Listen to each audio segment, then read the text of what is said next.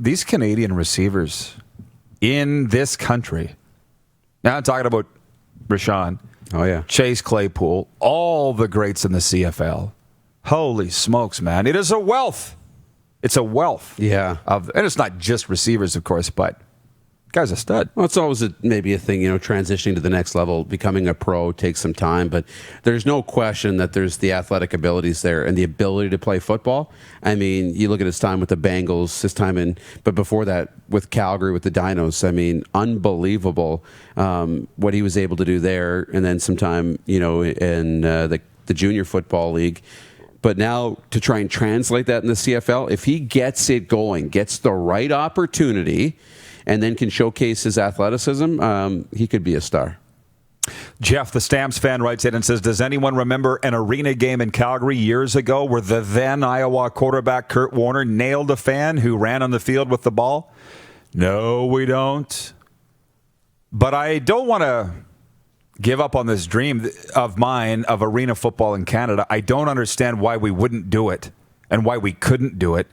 Just to get reps. Smitty and I talked about it a little bit, our director of scouting, a March-April league where there's nothing else going on, or April-May, maybe March-April-May, all across the prairies. You're traveling by bus. You're not paying a lot, but guys want to play football. They learn how to be a pro. They have a reason to train.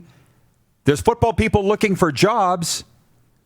So he's talking about doing it in Calgary. I'd be shocked that you could play in the Saddle Dome with a dip roof, but yeah, you wouldn't be able to punt. You wouldn't be able to punt or even maybe kick field goals there. I'm not sure. The plan needs work. It's not that their roof doesn't dip any more than the Medicine Hat Arena in terms of how high it is. I just think it would work. How much do we love football in this country?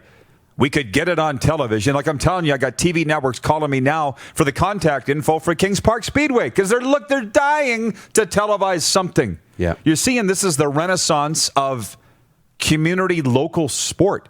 Why was Kings Park Speedway races not on for years? They should be. Because I got nudged out by what? TV bingo?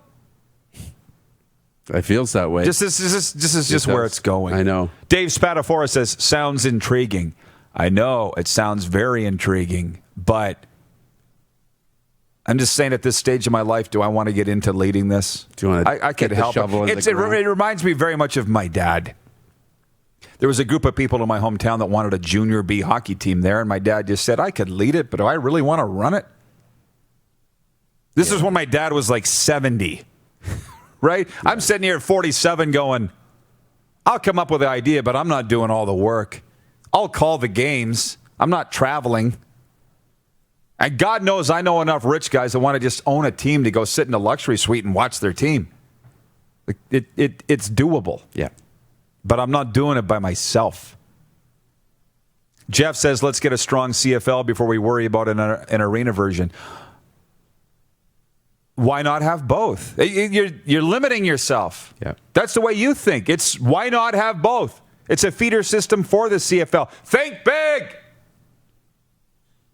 On the way, Joey Haywood of the Fraser Valley Bandits. We got a strong Lower Mainland feel today, eh? After really a Montreal feel yesterday. Coast to coast. We're coast to coast like butter and toast. The RP Show continues after this break. Canada's morning sports talk show airs on Facebook Live, Game Plus TV Network, Apple Podcasts, Google Play Music, CastBox, Stitcher, iHeartRadio, Spotify, and listen live at rodpeterson.com. You're watching Rod Peterson On Demand. For more of The Rod Peterson Show, visit rodpeterson.com or follow Rod Peterson on social media.